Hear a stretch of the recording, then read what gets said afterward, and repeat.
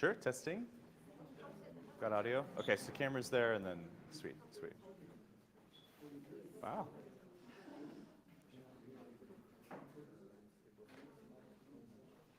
Okay. I think all of our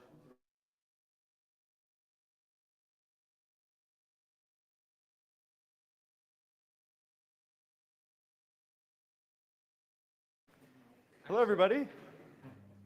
Great to meet everybody.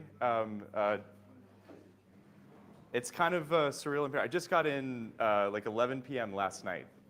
Oh, I realized my voice is coming out of here, so I'll turn that off. Okay. And I just woke up, and now I'm here at W3 Hub, which is it's my first time actually here at W3 Hub in Berlin and coming to a Super Team Germany event. But I'm very happy to be here. Dude, this space is amazing. I wish we had like this amount of space in Singapore, but that's obviously quite difficult. But my name is Phil Hediatnia. I'm the co-founder of a company called Airfoil, which is basically a design firm that's been working in the crypto space now for the past 5 years. We've done, if you saw Titan recently, including on Twitter, that was us. If you've seen, there's going to be a lot of, I don't know, we worked on a lot of projects across Solana. But I'm a product designer by trade, but we do a lot of product design work and a lot of branding work. I'm really excited to be here. And I'm basically going to give a talk that I gave a version of this actually 2 years back at Breakpoint, but talking about principles of product design and brand design that you can incorporate into what you're building. But it's really with the intention not of saying that everybody here should just be a professional designer, but instead that there's elements of the thought process of design that apply to everything everyone's doing that we can all practice just as creatives and as people who are creating stuff that's brand new. I already went over kind of Airfoil a little bit, and you can find us on Twitter and all that. But if you saw Drip or Euler or Drift or Time Not Fun, all projects that we worked on, but also all projects where, as designers, our job was to try to make stuff that might be a little bit complicated or new to people, easy to use and accessible. A way I like to say it is it's about making products accessible and also evidently useful to people. It's how do you convey the value of what you're making so that people understand it, it resonates with them, and they want to use it and share it more. But ultimately, when I started off in my career, I didn't think design was for me because I had a bit of a misconception about what design actually was. I have this profile picture on Twitter, if you may have seen it. It's very nicely illustrated. I did not do any of that. That is one of our lovely illustrators at Airfoil. I'm the person who, when I first gave this talk, paired black shirt and blue pants and stuff like that, as my girlfriend reminds me. I'm not somebody who's ever been or thought of myself as an artistic person. And so I thought that that's what design is. It's art. It's got to be for people who are very artsy. And that's just not really the case, right? Design, oop, we're back? Okay, we're good. I think I'll avoid stepping here. Maybe that's it. But I thought the design wasn't for me because it's something that artists care about. And in reality, that's just not really true, right? And fundamentally, one of the differences between design and art is intention. It's that everything that you do as a designer, and I hope I'll just stand over here, I think. Should be fine. Oh, okay. We're back. That's good. I've given this enough times. I can just like off the top of my head. But it's intention.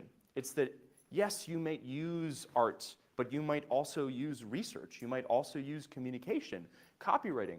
All of these things are meant to do something, to achieve an outcome. That is the process of design. So in reality, design is more applied psychology than anything else. And 2 years ago in Singapore, I was at the Raffles Hotel, and they had an NFT gallery, and I was very excited. But I took this photo because this is actually the poster board that they had that explained how to get a complimentary airdrop for coming to the gallery. And at the very bottom of the page, it says, and that's it, send us your wallet address at our website, and we'll send you your free NFT. So this is problematic for probably some self-evidentiary reasons. But it's also problematic because at no point does it explain why I would want to get a wallet in the first place. And so even if you replace this with a poster board that was much nicer designed, and even if you replaced MetaMask with Phantom, it wouldn't change the fundamental problem, which is that I'm being talked to about what I can do, but I'm not being talked to about why it matters for me. Now, One of my favorite YouTubers, this is a guy named PP Peter. He does lots of wild videos on YouTube. He has one called, I went to the cockroach-infested communist hotel in Moldova. But one day he decided to go instead to the country of El Salvador. And the reason he went there is he had heard that in El Salvador, they had made Bitcoin legal tender. So you could use it same as cash. And this is something that I was very interested in because I'm half Colombian. My mother's from Colombia. And the problems that, especially in the Latin American market, people face with inability to enforce contracts, with the value of currencies highly fluctuating from year to year. These are real problems. And whether or not I think that Bitcoin is the right cryptocurrency to solve that, it's still a cryptocurrency that can solve many of those problems. But this is what he saw when he went actually there on the ground. ¿Se puede pagar con Bitcoin acá? Sí, con Bitcoin. No se puede. ¿No tienes chivo? Tengo chivo, pero se me cerró la cuenta, no sé cómo abrirla. By the end of his entire trip, he was able to make one payment because ultimately people had downloaded the app, they'd gotten the government incentives. The government literally gave people free money in El Salvador to download what's called the Chivo app so that they would be able to buy and sell Bitcoin or exchange Bitcoin with people. And it didn't work. People deleted it. They just thought it was too complicated. And even though you might think that the value of this was self-evidentiary, it wasn't because no one made the case, right? Chivo failed to explain why it mattered, and that's why it didn't. And so we're 3 years after the rollout of Chivo, and Bitcoin has had no impact in the country. And this was just such a moment that just made me feel really frustrated because it was, to me, emblematic of what I keep seeing in crypto, where we talk about the tech we build, but we don't necessarily talk about why it matters. So the purpose of design, the reason that it's important to care about design, is because it is our opportunity to explain to users why things matter and get them to resonate with it. And it is the difference between an app being successful and viral and going way beyond the initial kind of crypto user base, and an app kind of staying relegated to an initial group of early adopters. So what is design fundamentally? I can kind of break it down into 3 categories. You can think product design, which is designing the solution, which is I want to get from point A to point B. I'm going to create an app that I can push a button, and then a taxi cab shows up, and I get in the car, and I go. UX design is about the method. It's about I press this button, which then triggers this screen where I enter an address, and then after that, it confirms that I have the right address. It is those sets of interactions that come along the way. And then UI design is about the details. It's about color, typography, spacing, all of that. I would argue that the third thing is probably the hardest for people who are not native designers. And yes, that one relies a lot more on visual design ability. But it's also probably the least important of the 3 if we're talking about early stage products, because of course these things matter, especially at scale, right? But when you're talking about an early stage product where people are really showing up for the value the product brings, not just how it's packaged, right? If you get the first 2 things right, you're already well on the way there. And so my point would basically be that as founders, you can own the first 2. And then as your company grows and you're successful in all of this, you can expand your team. You can bring designers on board. And you can make sure to cover all 3 really, really well. Design isn't about taking product specs to Figma mocks. It is about applied psychology. As Don Norman put it in The Design of Everyday Things, design is really an act of communication, which means having a deep understanding of the person with whom the designer is communicating, right? So it's important to do great user research. It's important to understand what's in the head of the person that you're trying to reach and understand how to reach them. Even today, right? You know, I know what my audience is here, right? I'm not speaking to professional designers. There may be some great designers in the audience, but we're speaking to a crowd mostly of founders. So the point of what I'm doing is I'm trying to talk about how design impacts adoption, because that's the stuff that obviously we care about, right? It's like, how do we make sure our products work for people? If I was having a conversation with a group of professional designers, I might be having a very different conversation. That's actually the point of design, right? That's the process. So I'm going to run through both some tactics that you can practically apply in what you're building, as well as some processes you can follow, especially as you begin to work and collaborate with professional designers. And finally, I want to make sure we have some time for live feedback. So either just like open Q&A, anything that I talk about today that we can dive deeper on, or if you're willing to come up with what you're building, whether it's you've got a pitch deck or a website or something like that, I'm happy to just provide some live feedback and actionable advice on that as well. But first, we'll start with tactics to use and we've been talking a lot about communication. We're going to talk about probably the most important point of today, which is what I call starting with why. And in truth, like, as I'm going to show you in a moment, this is not my idea. This is, if anything, quite a simple idea. But I think that in crypto in general, we don't do a very good job of this, right? If we look at the MetaMask website, it says it's the everything wallet. What does that mean? Why does it matter to me? Okay, the wallet has everything. How does that help me, right? I see this again and again and again. And even then, does the everything wallet, does that mean any token? But hypothetically, any other Ethereum wallet would also support virtually any token. So as a result, it's designed almost for the sake of establishing an aesthetic premise, but not making an argument for why I would want to use it. If I show this to my cousin and I say, you should really get into crypto, you should download this wallet and begin using it today, this doesn't make a case for why they should take the time, take a half an afternoon to download a wallet, go to an on-ramp, load in crypto. It doesn't establish any of that. A big problem that I see, whether we're talking about landing pages, we're talking about pitch decks, we're talking about products, is that people talk about what they do, but they don't talk about why they do it. And so as a result, and there's also often a failure to understand your audience persona, right? In the process of coming up with brand design, the first question that I ask is, or the first set of questions that I ask is, who are we designing this brand for?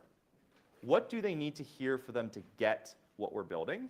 And what misconceptions might they have, right? So for example, if I'm building, if I'm building a money transfer app, right? I want to make it easier for people, to send remittances using crypto. Then who is my audience? Well, maybe I decide that my audience is going to be largely Latin American users, and we're going to be focused on the US to Latin America remittance market. Well, then I probably will want to go with light mode instead of dark mode, because I want to make sure that it's really accessible to people. I probably want to make sure that all of my copywriting emphasizes how this improves their life, which is, effortless money transfer, or click, like send, done. Something like that conveys the feeling that I want my users to have, right? Now, by defining that persona, I'm explicitly saying that I'm not defining the persona to be crypto natives, because I would argue that crypto natives probably understand how to do this already. So they're probably not my early adopter group. That means I'm probably not making the site feel super degen or super edgy. It means I'm probably not leaning into that aesthetic. And it just comes down to every brand decision, every brand design decision also stems from a decision about who are we prioritizing, right? So there's a guy named Simon Sinek, and he had a TED Talk called How Great Leaders Inspire Action. He introduces a concept of what's called the golden circle, about why certain brands are able to convey their why statement really effectively. I've cut it down to a couple minutes, just make it a lot shorter and simpler. But I think this point is brilliant. I'm just going to play the clip. I call it the golden circle. No audio, but we got the subtitles there. So he introduces this concept of what's called the golden circle. You have why in the center, then why, how, what. This little idea explains why some organizations and some leaders are able to inspire where others aren't. Let me define the terms really quickly. Every single person, every single organization on the planet knows what they do. Some know how they do it. Whether you call it your differentiating value proposition or your proprietary process or your USP. But very, very few people or organizations know why they do what they do. And by why, I don't mean to make a profit. That's a result. It's always a result. By why, I mean, what's your purpose? What's your cause? What's your belief? Why do you get out of bed in the morning? And why should anyone care? You don't really know. Let me give you an example. I use Apple because they're easy to understand and everybody gets it. As an example, if Apple were like everyone else, a marketing message from them might sound like this. We make great computers. In the words of they're beautifully designed, simple to use, and user-friendly. Want to buy one? Phil Schiller likes to say that the Apple Watch. Here's how Apple actually communicates. The iPhone, which is meant to pull you away from the Everything iPad, we do, we believe in challenging the status quo. We believe in thinking differently. The way we challenge the status quo is by making our products beautifully designed, simple to use, and user-friendly. We just happen to make great computers. Want to buy one?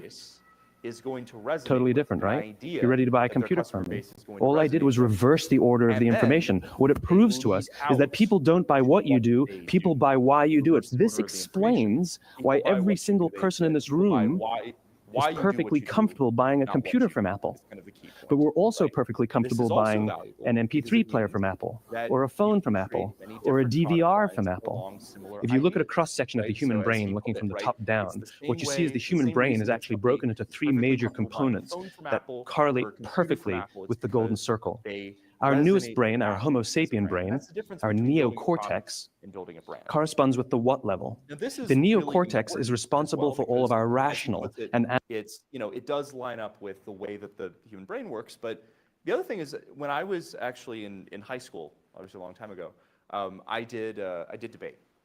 And I did it at the national circuit level, and then I went and coached it when I was in college. And I think after so many years of doing that, one of the key takeaways you have is that people are not very rational. Like when you could tell that somebody was flowing the round, meaning that they were actually writing down all the arguments and they were trying to see, what is being refuted, then yeah, they would tend to be quite rational about what happened. But we're very bad at perceiving these things verbally. And so I would notice that, for example, the argument that was most made in a round would win the round, not the argument that won it on the merits. The same thing is often true in branding. And it's amazing to me how similar all this stuff is. It's that if you can establish, a common frustration, right? If it's a if we can establish that there's something that you care about and something that I care about, and we both care about this thing together, then when I pitch my product to you, then you will buy what I say, right? So a good example of this as well, and I'll just kind of skip through this for a second to just go to a proper example. This is a company called Stello, which is basically a layer that sits in front of your wallet, protects you from connecting your wallet to scams. The way that we pitch it, and this is an older project we worked on, is explore Web3 with confidence. Stello protects your wallet from scams and phishing so you can discover Web3 with peace of mind. Now, we could have just said, Stello protects your wallet from scams and phishing, but we say with confidence. Why? Because the audience that we're going for, right, it's not just that they want to be protected from connecting to a scam. If you've been scammed, you probably care a lot about that. But if not, it's probably not top of mind for you. But everybody wants to be able to use Web3 safely and with confidence. They want to feel confident. So the why is that we want everyone to feel confident interacting with Web3. What we happen to do is build a layer in front of your wallet that protects you from connecting to scams. Want to buy one. It's a fundamentally different pitch. This then also extends to the brand design. It's the reason this is in light mode. It's the reason it's a bit whimsical. It's the reason we've got these kind of like isometric illustrations. It's all stemming from those decisions around what is the why statement we are actually going for. And so, again, this is probably the most important point I'll express today. For everything that you build, you need to have a why statement that, as I kind of put on the previous slide, it is something intrinsically good, right? Whenever somebody says, my product is great because we are democratizing access to something, I was like, that's not good enough. That isn't necessarily great, right? 83% of people lose money in the stock market day trading. It is not automatically good that you democratize access to day trading. What is good is that you are taking proven strategies and making them accessible for all. What is good is that you are, it's not just giving someone access, but it's releasing some unfairness or injustice. That might be something that's intrinsically good. It needs to be a statement that you can put to somebody and everyone will reasonably agree that it is good for them, right, in some way. Oftentimes, a good way to find your why is to reflect on your own story, because the reason that you got into building might very well be the best why statement you could make, because it's authentic to you, and it might be authentic to others as well, right? Test. Talk to people. Express that statement. See if the statement alone helps win people over, or do you need to go on and explain your full pitch? And oftentimes work backwards from your sales pitch. The simplest exercise I do with founders is they tell me what they do. I say, why does it matter? And I keep asking that question until we get back to something at the root of it. Okay, you're building a security layer for wallets. Why does it matter? Because people get scammed. Why does that matter? Because people they earned a little bit of money and now they lost all of what they earned because they got scammed. Why does that matter? Because it burns them and it makes them feel like Web3 isn't for them. And they feel like there's all these people who are making generational wealth using crypto and they're left out because they didn't understand it. Great. Why does that matter? And it just keep going down until finally it's like, because people feel like Web3 isn't safe for them and they want to feel included. Great, that's our why statement. And then let's move back from that. So if you do that effectively, ideally you capture your user's attention. The next step is to make sure that you keep it and continue to refill it, or do what I call minding your user's health bar. So if you've ever played like an RPG and you have a character like moving through a virtual world, they're gonna get tired eventually, right? Because they're gonna keep moving and moving and moving and the health bar kind of comes down. And in a video game environment, what you would typically do in that case is you would give the user a power-up. They would ingest the power-up and then that would refill their health bar. I use that analogy because a lot of times you cannot simplify a workflow. There are things that are simply out of your control. If you need someone to download an app on their phone, they've got to go to the App Store, they've got to type in the app name, they've got to go download the app, they've got to then open the app. They've wasted a couple minutes of their time. They're already tired. And there's nothing that, unfortunately, you can do to shorten that process. So what you have to do in return is find ways to get their attention back once you've lost some of their attention due to things that are out of your control. So a good example of this would be the wallet Glow, which is built by the Luma team. When you think about it, it should be totally possible for someone to just jump right from create new wallet all the way down here.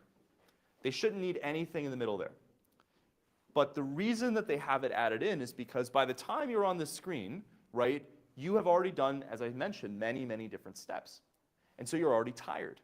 So what they do is they have this beautiful animation that I'll show you in a moment that gets you excited for what you're about to see, and it informs you about what you're about to see next. So that once you get to this screen, where you now have buy and receive and 3 buttons at the bottom and all this stuff to consider about what you're gonna do, you have the maximum amount of attention possible so that they've kept that. Glow team really did a beautiful job of this. I'll just kind of show you what it looks like. It's also important, by the way, because people might have questions about, is this secure, is this safe, is this trustworthy? And like having an animation like this really helps. The fact that Glow says welcome matters because it is sort of like a reward for all the work you've already put in. But this is precisely what leads to lower rates of churn. So when it comes to like, how do you reduce churn? A lot of times it's stuff like this. This is also not, I would say, the quote unquote traditional wisdom about design that I often hear, where I think a lot of folks think the best thing to do is just go with the shortest flow you can. That's often not true, right? If I make that process of getting to the end with Glow Wallet faster, it does not mean that I'm more likely to use the wallet. Because if I'm less informed about what the wallet does or why it matters, then I might get to the end of the onboarding flow and then promptly close the app and move on, right? So how do you know where to invest your time in terms of like adding these power-ups? We use something often called the user journey map in design. Actions, what does user do? Touch points, thoughts, feelings, pain points, opportunities. You can take a look at this a little bit later. If you search it on Figma community or on Google, you'll find a lot of like open templates on this. But the point of the user journey map is that it's a way, as you're doing research, to visualize how effectively are you keeping people's attention and where do I need to make an intervention. So if I've collected lots of user feedback and I'm noticing that over here at step 3, people are starting to get a little bit yikes, or they're getting a little bit nervous about something, then that's exactly where I want to focus my time. You cannot infinitely redesign every flow that you work on over and over again, but what you can do is put this stuff in a sheet of paper, visualize where you're kind of running into the biggest trouble, and then focus on those areas. Okay, so you've got people's attention, you've refilled their attention. As their attention goes down, you also need to do what's called preparing your users for jumps. Now, jumps are natural. There are always going to be places where someone has to leave your app to do something else somewhere else, or where they're going to have to engage in an action that's foreign to them. I would argue, we'll start with wallets, right? Like, if you're going to connect your wallet, you've got to open up that wallet window, right, in some way. Even if you're using an MPC wallet, you've got to be kicked out to Google login or Facebook login or something like that, and then back to the application. There's always a point where you're going to jump to something else and then back into the experience. Now, this is something that has been a problem forever. Like, this is an example of an app called Cluster, which is an app to just share photos with your friends, right? This is such an old example. This is an iPhone 4. And so, like, but on iOS, whenever you want to invite somebody, it needs to access your contact data. And when that happens, you get this screen that says, Cluster would like to access your contacts. Now, this is a scary screen, because I was doing one thing. I was browsing my photos, and all of a sudden, there is a dialog box, and it is asking me to make a decision.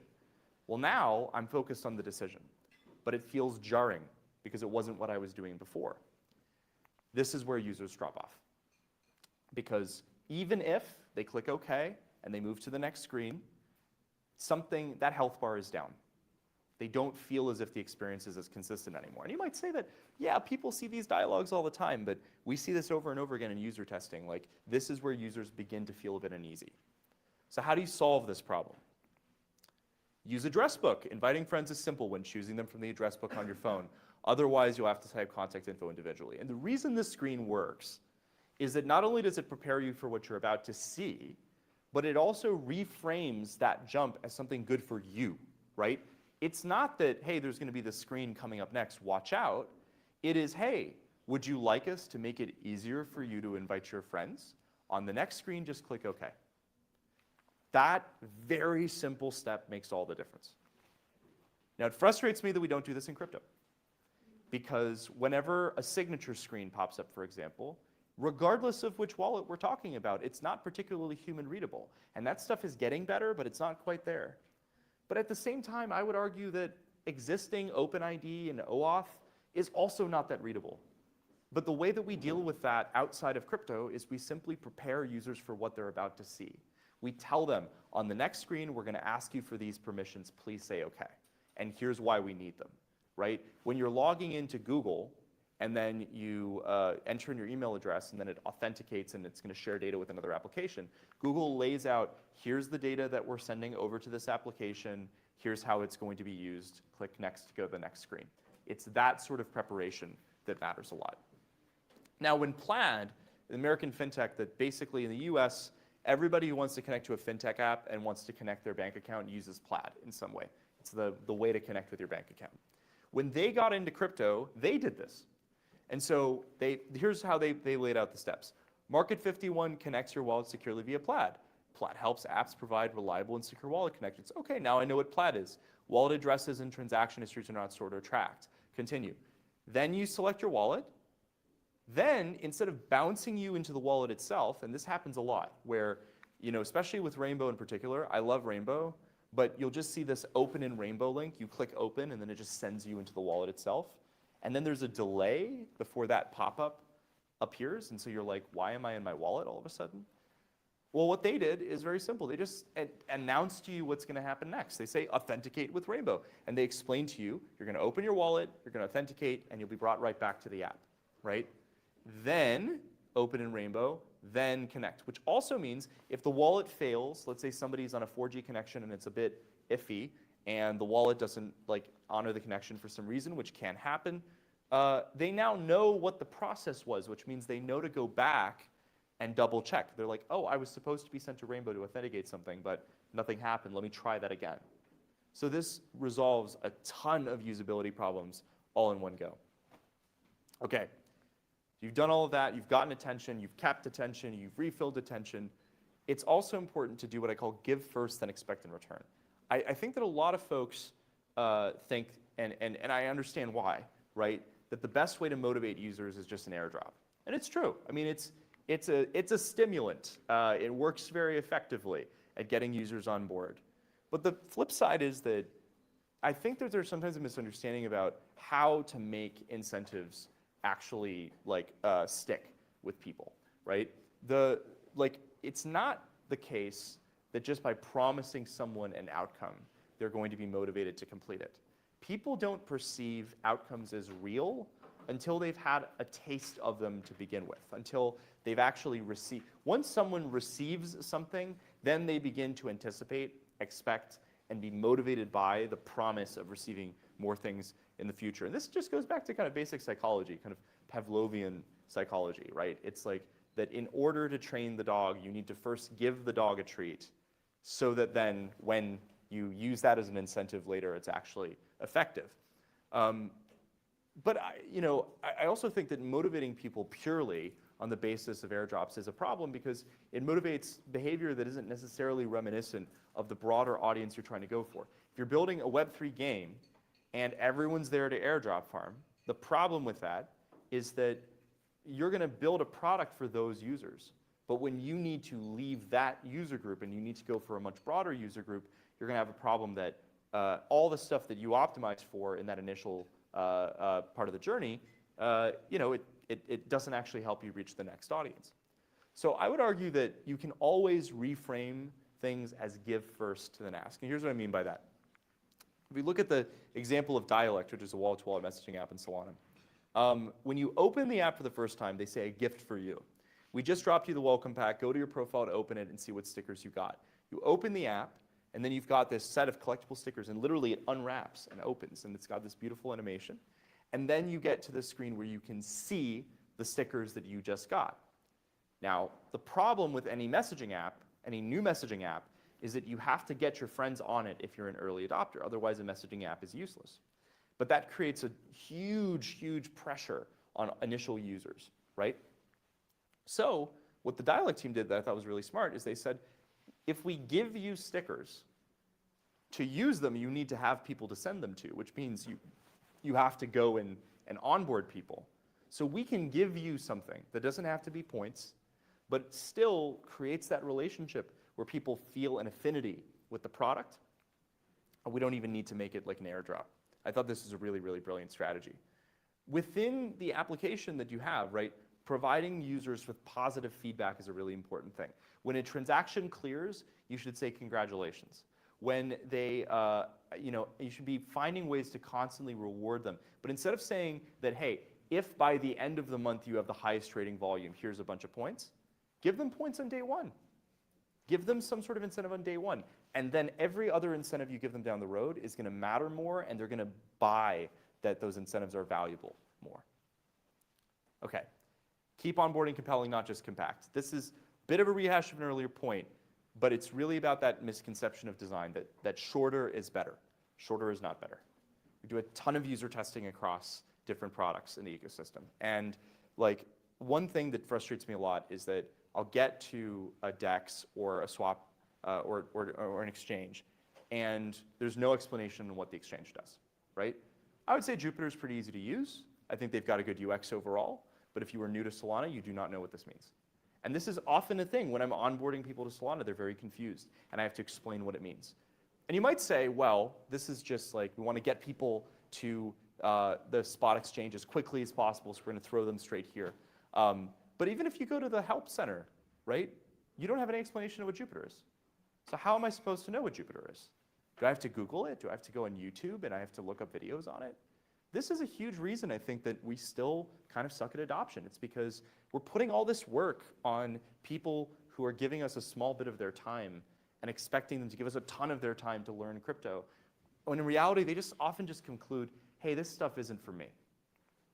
So how do we solve this? Well, a lot of times it's by adding steps, not subtracting them. There should be landing pages for products. And then you should have a separate app experience if you can. Right? That's important. That helps define the narrative, right? Even when we were launching Titan, right? Now Titan sends you directly to the app, but when it launched, we made sure you went to the landing page. But you needed that because you needed to understand what Jupyter actually was, or what Titan actually was. This is an example of Gridlock, which is a social recovery wallet we worked on a while back. Social recovery wallets are particularly tricky because you shard your seed phrase, and then your friends that have the social recovery wallet on their phones can help you recover your wallet in the case that you lose it. But that also means they really need to keep the wallet on their devices for this to be valuable. Now, we could have designed it like this, where you just open the wallet and just boom, you're in immediately. And you're enrolled as a guardian. But we add all these other steps precisely because it's important that you understand what you're signing up for. Otherwise, you might not keep the app on your phone. You might not continue to use it. So we've got inviters asking you to be their trusted guardian. What an honor. You can help them out with minimal effort and no stress. Sit back, relax, and save the day if they ever run into trouble. We then have another screen that says you're now a guardian. Congratulations. But all this matters because it is important that people understand if they're downloading a social recovery wallet, that they are part of the utility of the app. Otherwise, they will delete the app, and then the app will no longer have utility. So please, please, please, landing pages, please have onboarding flows, all of this stuff. I understand fully that somebody who is an advanced user is going to be like, why do I have to click through this stuff? If you care about that, throw a cookie in their browser and let them skip through it the next time they open up the page. But it's important for new users to have this context so that they can, understand why these apps matter. Okay. Keep focus on one thing per page. In the similar vein of like, how do we keep people focused, right? This is an old psychological study from 2 researchers at Harvard. It basically looks at how options impact attention and impact buying decisions. So basically, a set of researchers went to a supermarket. One day, they had a table with 30 jams on it. Another day, they had a table with 6 jams on it. And they tried this many different days. And the intention was to see, based on the number of jams on the table, what's more effective at making the sale. What they found was very simple. When they had the table with 30 jams, more people stopped to look at the jams. When they had the table with 6 jams, they sold more jams. Because every time that you add an additional thing for someone to perceive, you are not adding complexity, you are multiplying complexity. Because you are increasing the total number of permutations in terms of like the order of things people can perceive. When people see a million options ahead of them, they begin to get burdened by seeing those options ahead of them. It is important that we focus people's attention and lead them through interfaces really intentionally. So even dashboards, which I think are particularly difficult to design because you have to have a lot of pieces of information. Even if I look at the Coinbase dashboard, you'll notice there's only one button that's bold blue, buy and sell. Because Coinbase is a centralized exchange. That's how they make their money. They want you to think about that button every single time you hit the page first. Second most important thing on the page, portfolio balance. Why? Because, one, if you don't want to buy and sell, you're probably there to check your portfolio. So it makes sense that you should first look at that button, then look at balance. But the other thing you'll notice, little subtle things like, for example, the menu bar items over here, assets, trade, pay, you'll notice it's smaller fonts than anything else on this page.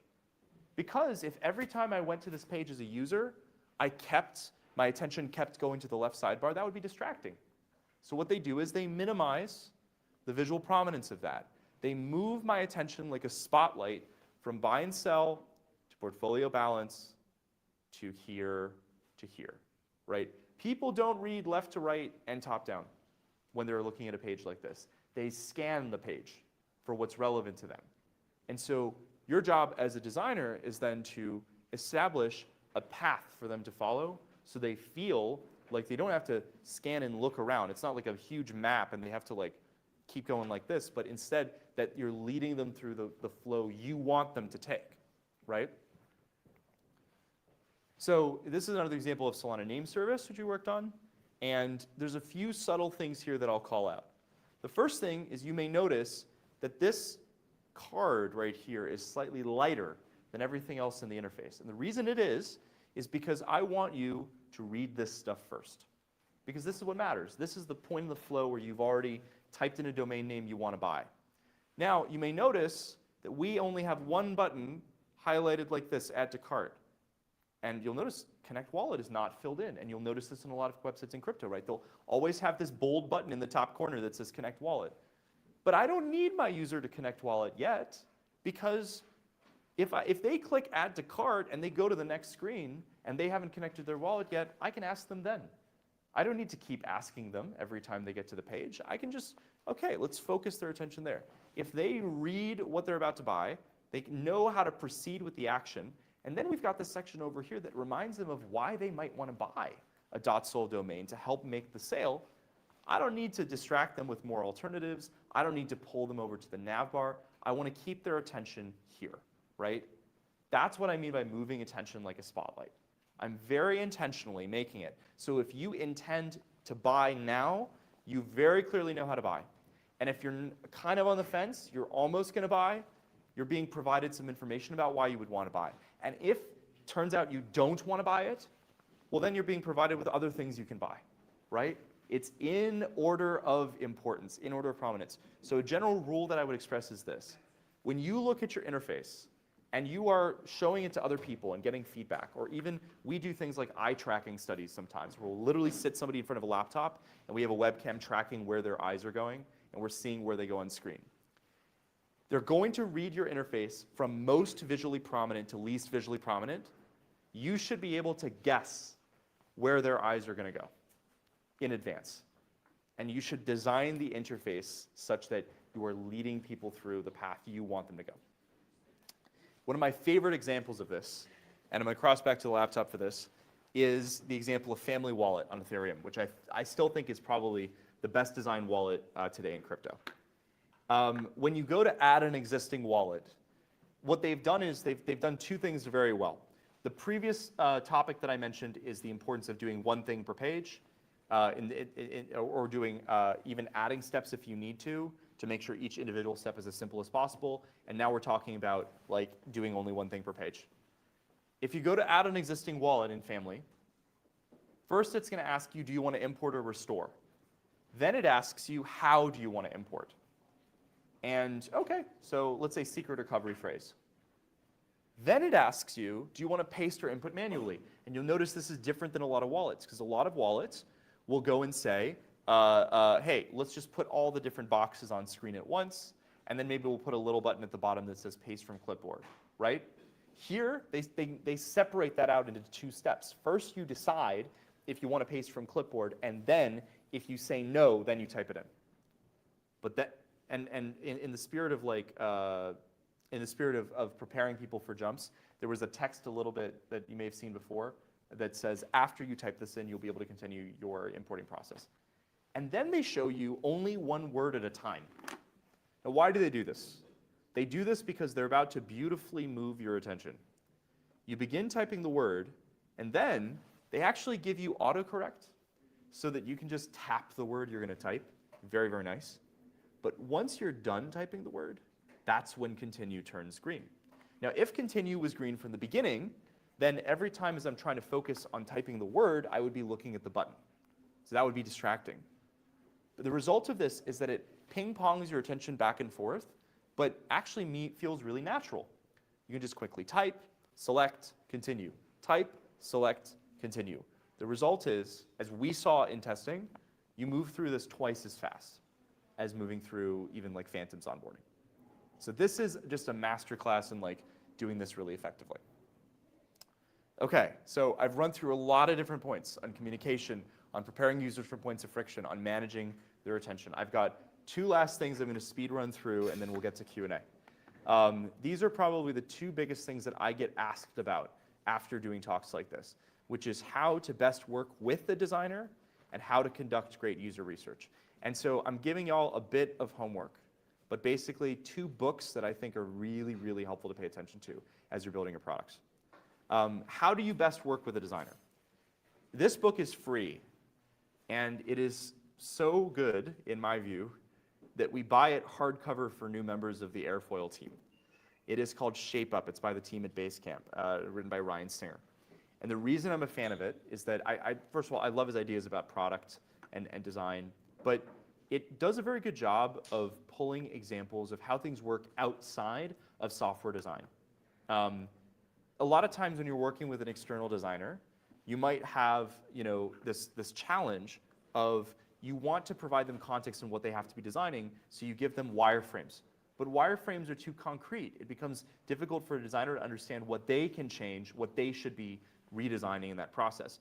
But if you give them a product requirement stock, then, well, words might be a bit too abstract, right? So they might not fully understand what they have to design, and then you got to go back and correct it and all of that. What is a good solution? It's something that is rough, solved, and bounded, right? It is clearly not the form that the final product will be in. It is, however, completely solved. The solution, the product design that I was talking about at the beginning is fully spelled out, and it's bounded. It's pretty clear what's out of scope. So in an electrical engineering concept, you have something called breadboarding, where you have the difference between on this side, you've got function, and on this side, you've got form, right? This does the same thing as this. The difference is this is obviously not the form that the final product will come in. And oftentimes that's enough context to provide to a designer. Provide something that works and something that clearly looks horrible. But honestly, it's often that simple, because if you make it very obvious that this is not the form the final product will come in, you make it easier for a designer to understand what they can change in that process. A lot of times in software design, that can be something like this: invoice, turn on autopay, set up autopay, credit card fields, financial logos, submit, confirm, thank you message. We still do a lot of work at Airfoil with Sharpie markers and pen and paper, like genuinely. Because when you use simpler tools, it becomes easier to get these ideas out in many cases. And you don't get as bogged down in the details that don't matter at this stage in the process. So this is literally just an excerpt from Shape Up. There's an entire chapter on this. But breadboarding must include places, things you can navigate to, like screens and dialogues, affordances, things the user can act on, and connection lines that show how those affordances take the user from place to place. If you do this, provide this level of context, that should be enough for a designer to work with. And then there's a concept of fat marker sketches. Just by looking at this, I can tell you it is a to-do list application that has section dividers, that has the ability to right-click a to-do item and open up a context menu that then allows you to both add additional to-do items as well as modify those items. I don't need it to be any higher fidelity than this. I now understand it, and now I have freedom to explore all the different forms that I'd want to explore. So I am still very old school on this. I literally use Sharpie markers, purposely thick ones, because it prevents me from going too in the weeds too early. If you want to use software, you can. One of my favorite tools to do that is a tool called Whimsical. And I like it because, especially compared to Figma or compared to Balsamic or other wireframing applications, it is purposely simple to prevent you from getting focused on the wrong things too early. And it is free. And second, how to conduct great user research. Now, this book is not free, but it is cheap, and it is worth your time. It's called The Mom Test by Rob Fitzpatrick. Sure, many of you have heard of it, right? It's very obvious. So I'll speed through this one. Don't ask users if they like your idea. That won't work. The reason it won't work is they'll be giving you a comment on you, and they'll be giving you the answer they think you want to hear instead of giving you what's valuable. But I'll explain this point a little bit differently.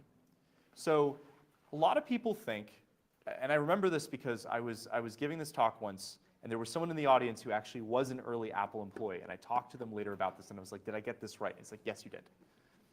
A lot of people think that the reason Apple was successful is because they sat in a room and they decided what was best for you as a user. They had all the greatest minds in design thinking about what the product should be. That is not true. The way that Apple always operated was, sure, they would design the product, but the first step is to understand the problem and the user and their story and what's running through their head.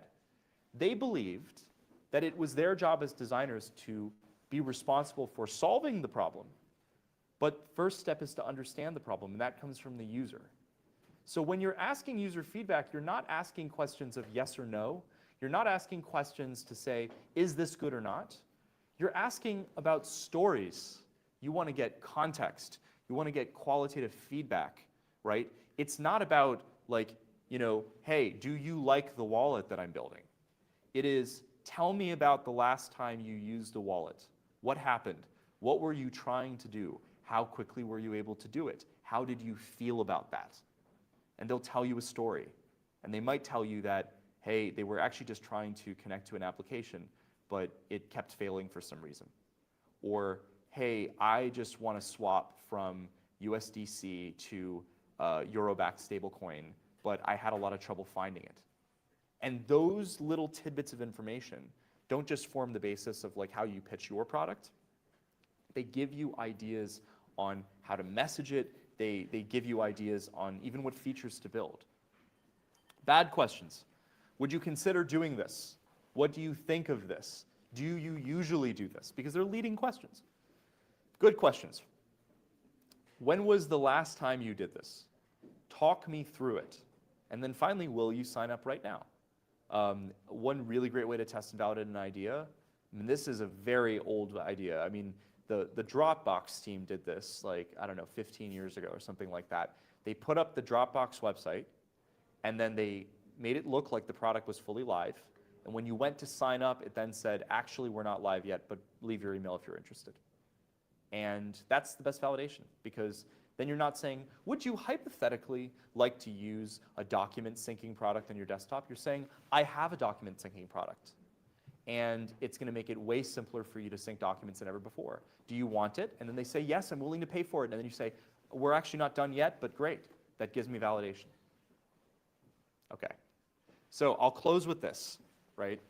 I've talked a little bit about the importance of design as being what makes products usable and useful for people. I think that a lot of what I mentioned today is honestly quite common sense.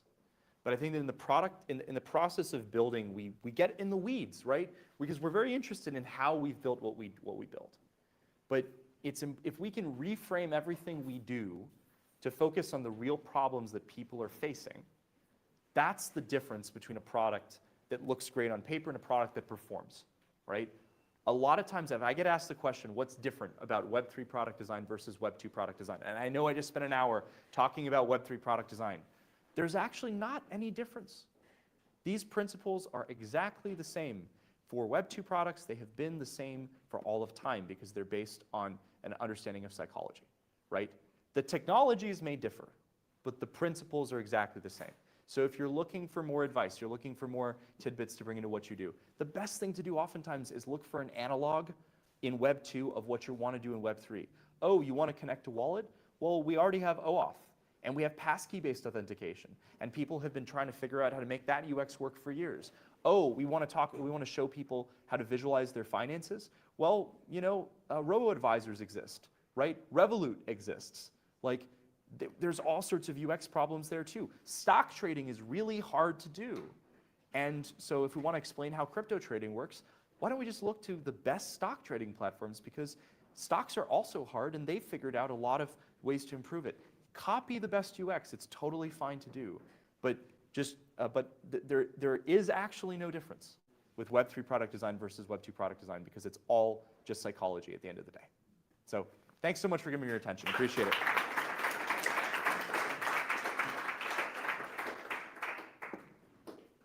Okay. Whew. A lot of talking. Yes, let's go to Q&A. Yes. Yes, thank you so much for the teaching, first of all. Of course. Thank you for the teaching, and it was great lesson. So my question is about the testing, because I know testing is the most important. We can think whatever we want until we test it, and then it can crumble down or be affirmed. So how do you approach the testing? What is the bare minimum that you do, and when do you know that this is a safe result that you can go and scale it up? Yes, okay, that is a very good question around testing and validation. So I'll talk about a few things. So there's a few aspects of testing that are really important. First of all, I think that it is often very difficult for early stage products to engage in quantitative. So it is difficult, for example, to do something like A/B testing. A/B testing is very valuable when you already exist at sufficient scale. If you are Meta and you have hundreds of millions of people using something, then you can make a very small change and you can evaluate how that change affects outcomes and behavior. But part of that is that in an early stage product, it's really difficult to isolate one variable to test. And so a lot of times if you try to A/B test things that are two radically different experiences, you've changed a bunch of different variables. Then even if we were talking about a scientific inquiry, that wouldn't hold water, right? Because you're changing too many different variables, it's difficult to isolate the variable you're changing. So I find that a lot of times the sort of feedback that's helpful in the early days is qualitative feedback. It's asking for those stories, right? It's validating the why statement. It's validating that the problem actually exists. And then from there, you know, just got to try to kind of ship and iterate as quickly as you can on the product itself.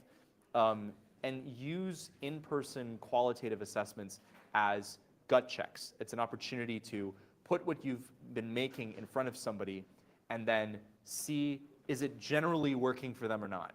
And I know that's really inexact, but in the early days, I think that's the easiest thing to do, and have as many conversations as possible. If you get the problem statement right, and if you understand why users care about your product deeply by having a lot of conversations about that, I think that's often like the most important type of testing. And then from there, once you have a prototype, then you can put it in front of people and see if they'll actually use it, right? And I think like these days especially, as it's getting easier and faster to build kind of medium fidelity prototypes. I think it's getting easier to just put things in front of people and then see, will they actually use it in their everyday life? What is not possible to do, I think, is create hypotheticals. So to go to somebody and say, here's a mock-up of my product, would you use it? That's not really possible, because it's sort of like, even if they tell you that in theory they would use it, right, you never really know until they do. This was actually something that the Farcaster team commented on recently, because when Farcaster started, they really didn't want it to be about trading. And both like Dan Romero tweeted about this, as well as, I'm blanking on her name, but another very important early Farcaster person, that they were trying to build Farcaster as something independent of trading. And in person, they would get all this validation. I went to FarCon 2 years in a row, and I really liked using FarCon's like social check-in apps, for example. You would go to different events, and instead of using Luma, you would use a Farcaster app so that you would actually check in on chain. A lot of interesting stuff you can do, like, for example, make sure that people don't sign up for events they're not actually going to go to, because you can actually check on chain, is there a conflict?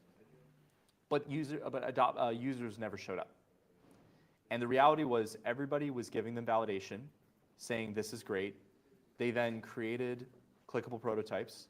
Then everyone said this is great. They then created prototypes and actually put them in front of early users, and people used them a bit.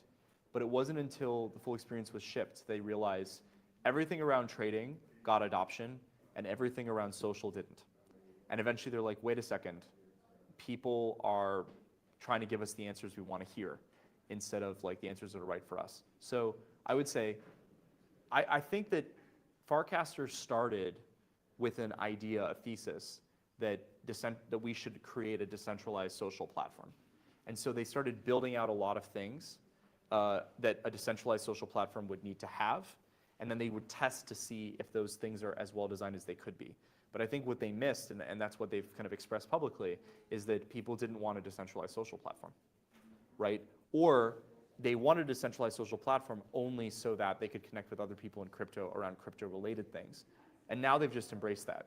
Had I think, and this is complete hindsight 2020 retrospect, but it's like, it seems to me, reading lines, that they would freely admit that had they focused more on the sort of why statements that matter to people early, they might not have built their product in the way that they did.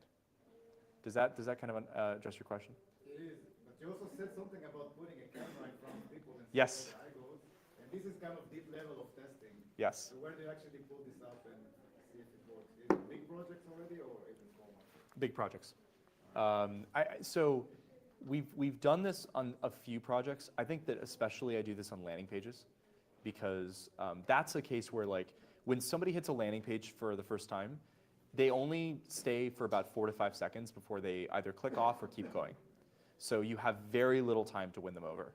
And one of my rules with landing pages is that, especially because just like Dex and all of that, people skim, I want to make sure that people are reading the headlines of each section and they're glossing over the rest of it. I want them to move through the page and understand the narrative quickly.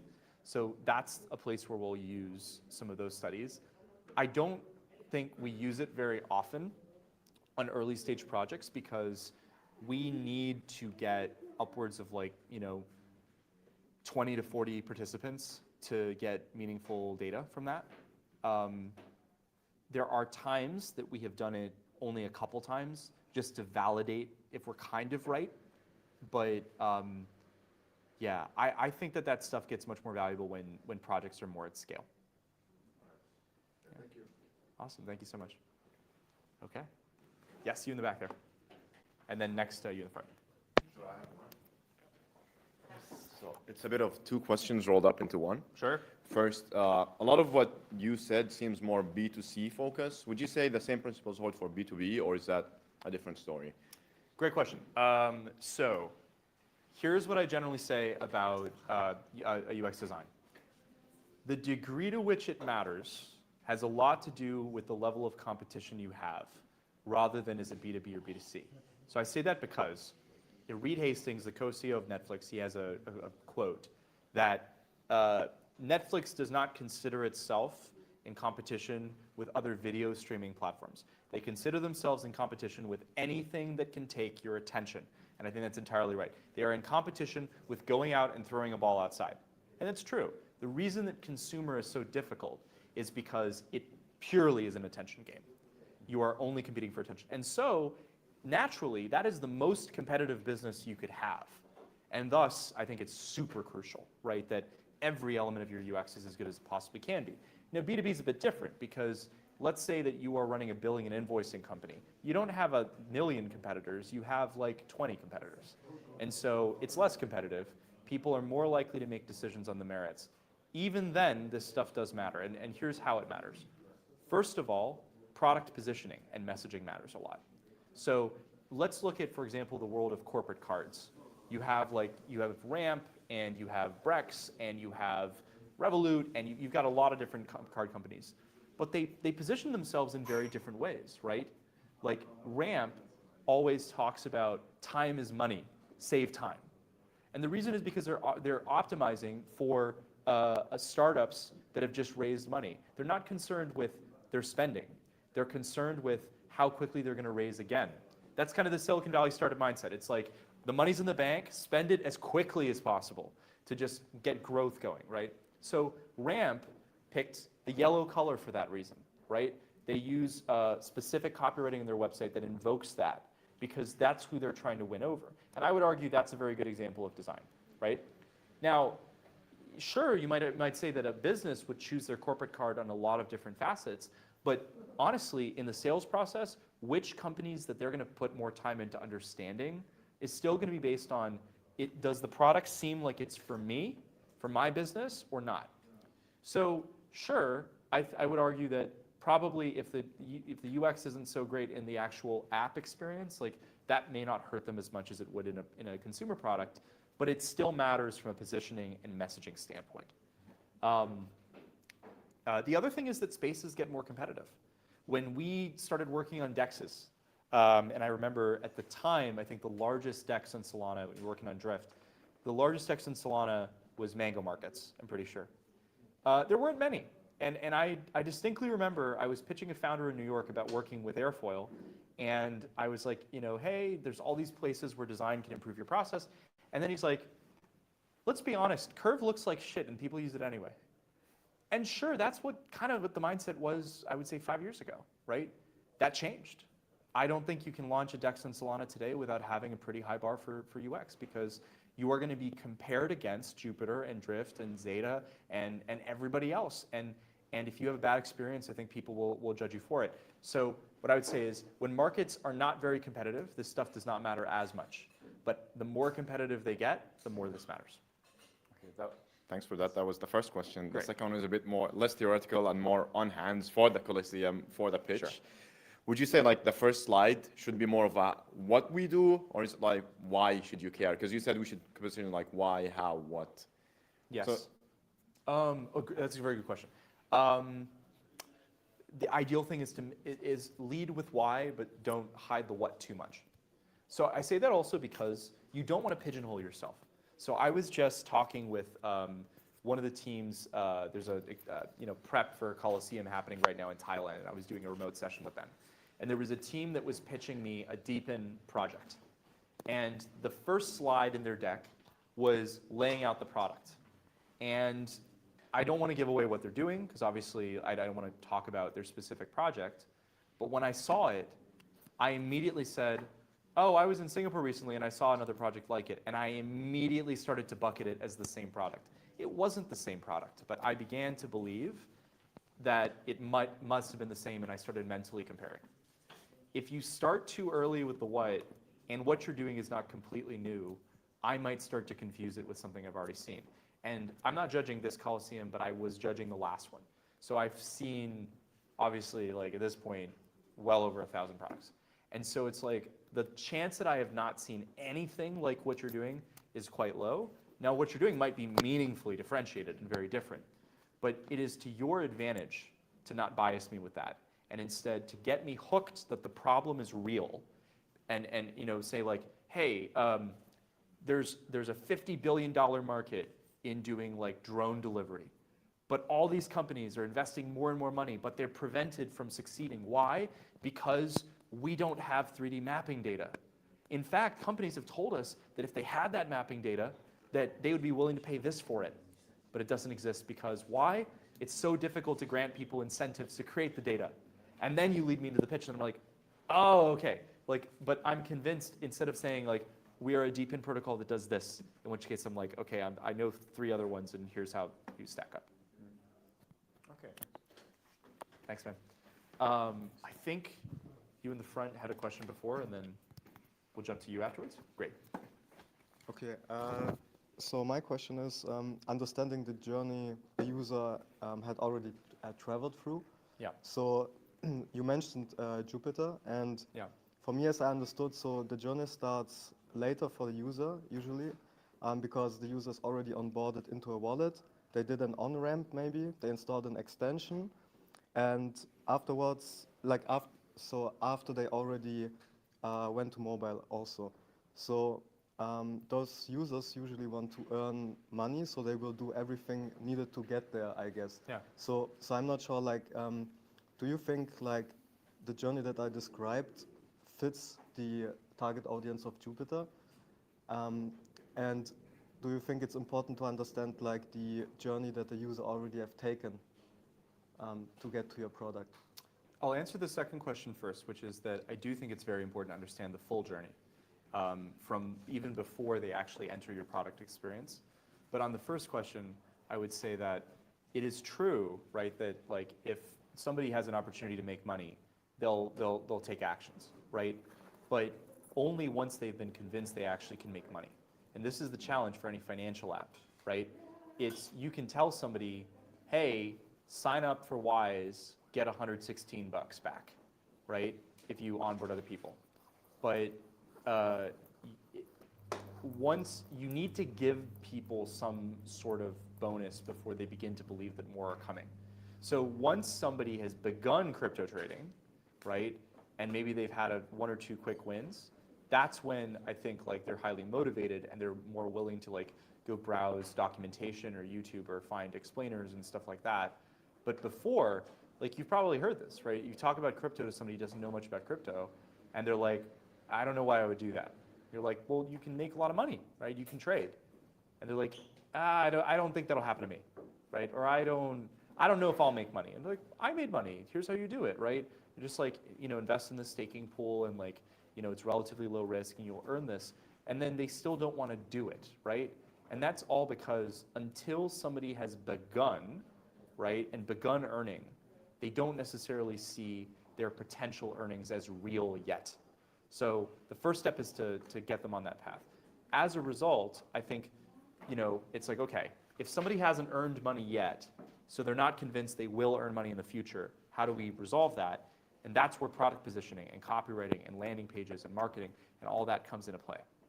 That is the purpose of all of that, is to simply get somebody primed to enter the experience and have a good experience, right?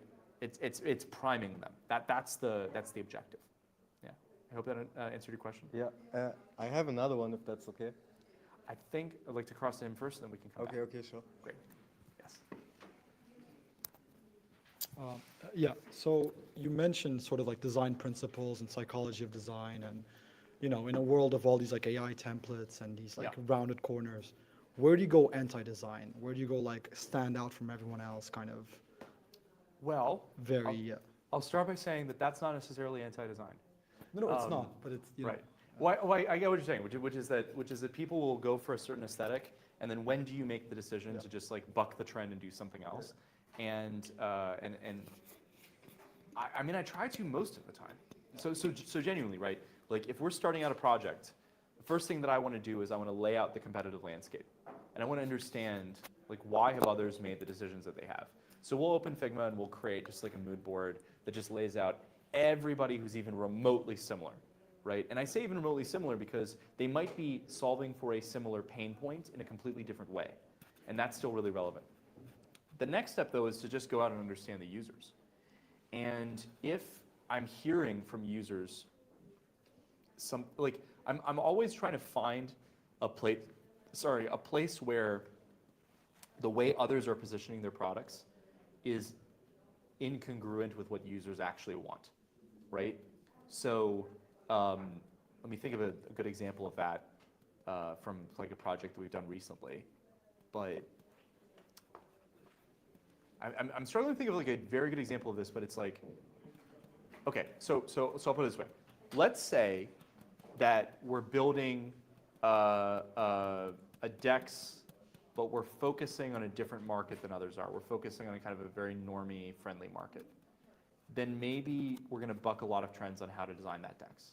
When we were designing Drift, I know that we had a lot of constraints because people were moving over from centralized exchanges.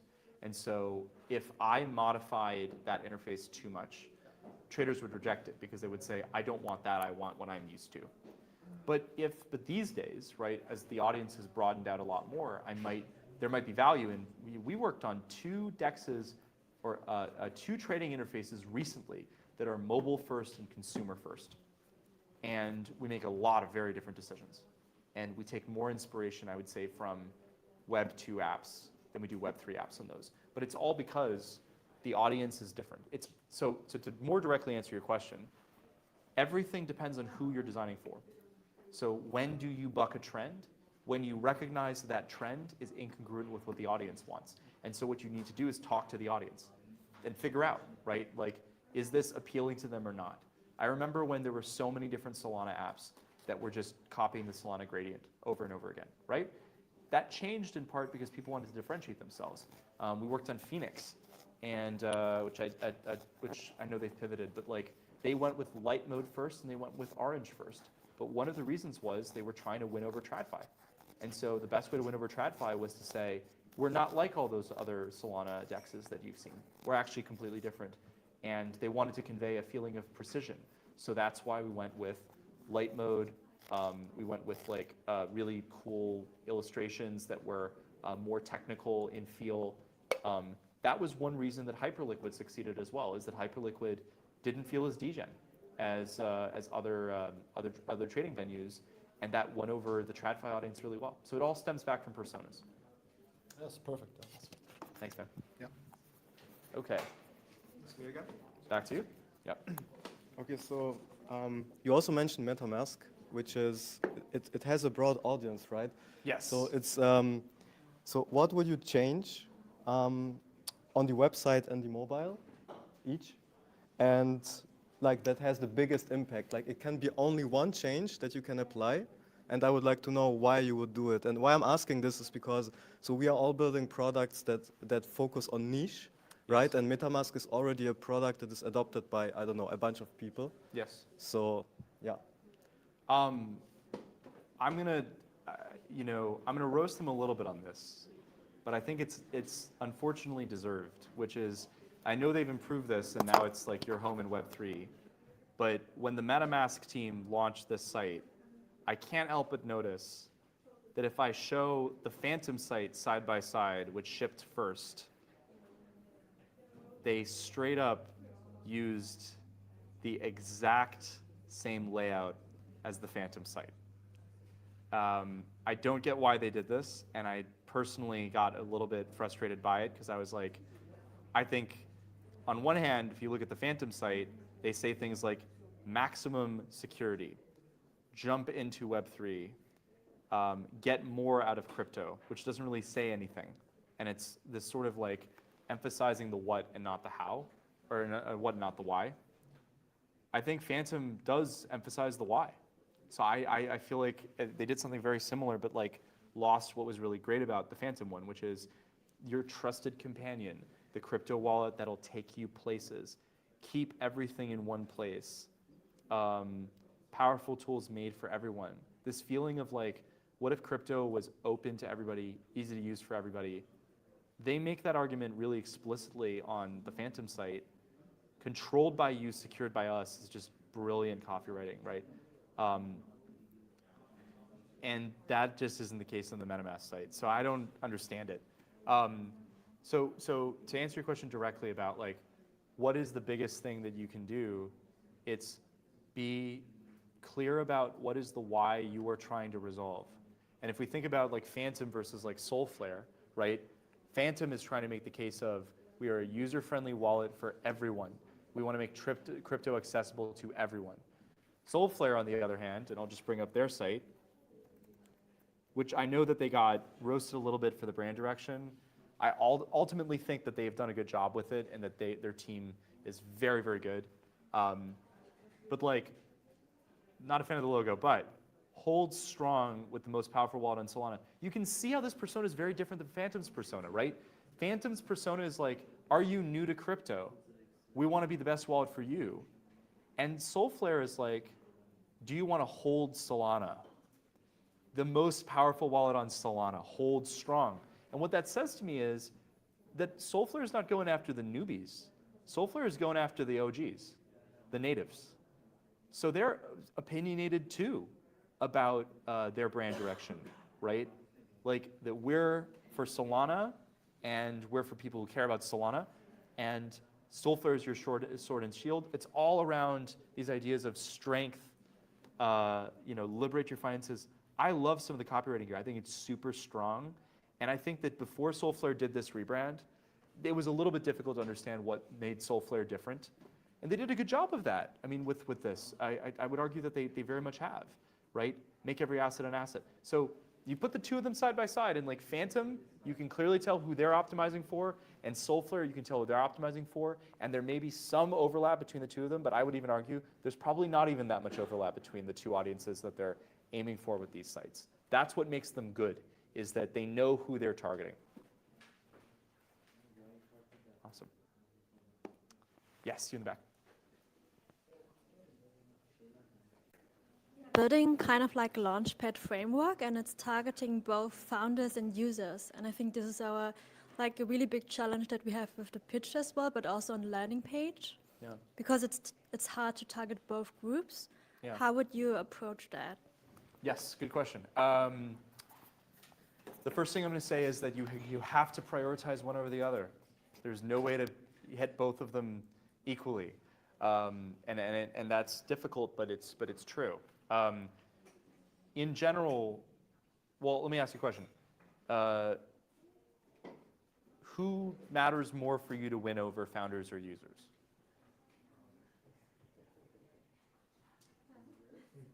Yeah, I mean, the tools that we build are focused, like it's more extension of the Launchpad, so it's tooling around it. It's Right. focused on founders, I would say. Focus on founders. Because I would say that probably the assumption there is if good founders show up, good users will show up. Yeah, I mean, If that's the case, then focus on founders. So I know that's like a difficult answer because it's like you want to focus on both. But for example, let's just take MetaDAO, right? If MetaDAO wins over good projects, people will come and invest in MetaDAO. So when you go to the MetaDAO website, it's focused on the pitch to founders first. I'll just go to the MetaDAO website now, right? Just verifying I'm human, okay? Launch an ownership coin. If I'm a user, I actually need to go click all projects before I see value on this website. But the point of it is that the reason that MetaDAO has value to me as an investor is because it has Umbra, right? So they need to win over Umbra. That should be the goal, right? If they focus this site on anything other than that, they're actually selling themselves short. So MetaDAO doesn't need to make the pitch to me as an investor. They need to make the pitch to Umbra and Avicii and OmniPair for why they should specifically use MetaDAO first. That's the decision that they've made. Now, it depends because there are a lot of products for which if you bring the customer base, then the supply will come, right? So I don't know that that's always the case that you want to focus on the founders first, but it just depends on who in that double-sided marketplace is more, is more concerned. If somebody was building Airbnb as a business today, I would argue that the most important thing is to onboard houses, to onboard apartments. It's not to onboard customers, because customers are desperately looking for housing, right? When Airbnb started, it started because the founders literally hosted blow-up mattresses in their living room during a conference. So given that sort of market dynamic, the customers are desperately looking for housing, right? It just doesn't exist. So the first job is get the housing on board, and then the customers will find it, and then little by little you start to work on both. But they're still opinionated about who comes first. I mean, they offer those the free photo shoots, right? After, Yeah. Well, that's actually a really great example, right? The Airbnb team offered free photo shoots to people when they listed their homes in Airbnb. They did that because that's a perk to the homeowner or to the renter, right? And then, then they bring those on board. Of course, it's also good for the customer because the customer, can see better photos. But they could have just focused early on and just like throwing as many incentives as possible to the customer to rent a property. But no, the most important thing was actually putting incentives to the property. Yeah. Awesome. Thank you. Okay. Any last questions? Yes, please. Do you use Lovable. Yeah. Do you use Lovable? Do we use Lovable? We do use Lovable, yes. We do. We use it for prototyping, so which has been great. So in our process, there's a number of places where we use AI now at Airfoil. One of them, actually, I can show you. Because if you remember the Coliseum Breakout website, this was actually built using, well, we used Cursor, right? But also the illustrations were initially sketched out by our artists and then completed using AI. So we were using Visual Electric and we used a number of different image models to create this. So this entire site went from 0 to finished and shipped within 2 weeks. Nice. And Lovable was one of the ways that we're able to quickly prototype stuff and just like come up with a site that looks bad, but still demonstrates the idea. So I think that's the way that oftentimes we use these tools. It's more around like, even if this isn't the final illustration that I use, right? If I can generate all the illustrations at kind of low to medium fidelity in minutes, then I can show somebody something that looks reminiscent of the final product, and then we can start tinkering and playing with it. And then I go to my team and say, okay, here's a very concrete idea for what assets we need like created for this. I think this stuff is just going to get only better over time. Figma Make is also really impressive and I think like really great to use. I have no issue with using tools like Lovable. But what I will also say is that these tools are not good at building products for any reasonable scale. They often do have security issues as well. And I think we've seen a bunch of hacks in the last year because people vibe code products and then don't check their security. So prototyping is great because you don't need great security for a prototype. You're just testing stuff. But whenever you want to go to real scale, I think that's when you need to start tearing out stuff that you've done using AI and replacing it. Actually, Theo, there's people that I know, a YouTuber goes by Theo, T3GG, but he's an engineer who's big on YouTube. He put it to me this way. He loves AI because he says, like, AI code should be thrown away, but throwaway code is actually fine, as long as you actually throw it away, right? You can create code that gets the functionality mostly there in a really inefficient way and do that in minutes instead of days. That's really valuable, as long as you remember to pull it out later and you know what it does and know how to use it. So that's the way I kind of think about a lot of these AI tools. My question, that's great because I see a lot of founders that are using Lovable for like, just vibe code for like MVP. What would be the top 3 things you would change when the result on the Lovable comes out?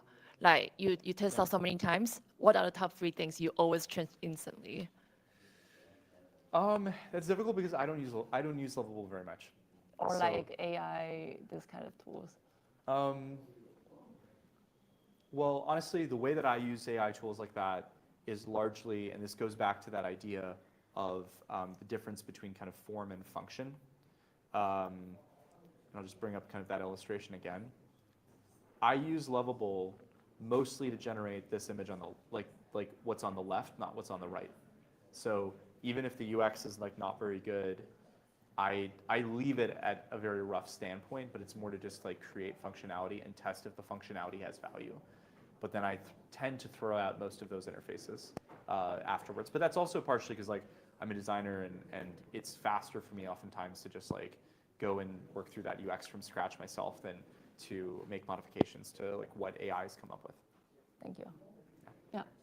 Yes? Yeah. Is it safe to wipe code in Cursor? So the answer would be it depends, but it's sort of like this, right? One big problem when people vibe code is they store data insecurely. And if I am testing a prototype for myself, then I don't really care if it's insecure because I own the server and it's my data and it's fine. If I'm hosting other people's data, then I'm a little bit more concerned because both I want to make sure obviously their data is safe, and then also I want to make sure I'm fulfilling my obligations to treat their data in the right way. Like GDPR compliance is another factor. People have not figured yet like vibe code in a GDPR compliant way when hosting other people's data, because there are GDPR integration tools and products to do this, but you need a lot more advanced technical skills to integrate whatever your code base is anyway with those tools. So I think that I feel comfortable vibe coding when it is in a controlled setting where anyone who's using the product fully understands that they are effectively entering a high-risk environment. However, I don't think that anything beyond that is a good idea. And that all has to do with, are you storing other people's data? If we're talking about that I'm building a website for people to read, then I'm not storing their data. So as a result, I'm much less concerned. But if I'm building a trading application and I'm connecting to their wallets and I'm storing data about them, then I would not want to ship a product that is just purely vibe coded because I might inadvertently not treat their data with the care that I should. So if it's still like it's a landing page, but people have to fill in the form, so they put plain data, so it's already under risk. Right? I would actually say that even for that, I'd be concerned. My best recommendation when coming to the landing page is use a third-party form tool like say Tally, because Tally.so is one that I recommend, T-A-L-L-Y. I say that because even something as simple as a form could be very insecure. And somebody could go and, if you store that data incorrectly, tap all of your form entries. And if you have, for example, their name and their email, I am not an expert on the data protection regulations here, but I do know that there are some requirements around how you store that information and allowing for deletion of that information. And I don't see how in a vibe-coded form you'd be able to manage that properly. But if you have something like a form tool like Tally or Google Forms, and you embed that form in your site, all the data is not being stored in your site, it's being stored by Tally. And they've done the work already to make sure it's secure, so then you don't have to worry about it. Okay. And the last question, if I prototype in a staging environment, and then I create a pull request, then Dev, let's say, improve this code and then make it work, then it's fine? That should be, yeah. I mean, if you got to make sure you trust your dev, you got to make sure that if you need to get an audit done, that you get that audit done properly. But I mean, that's a very valid way to do it. It's just like have somebody who's highly technical check everything to make sure that it's not going to Thank you. Awesome. Okay, I think probably good to go, but thank you, appreciate it. Stop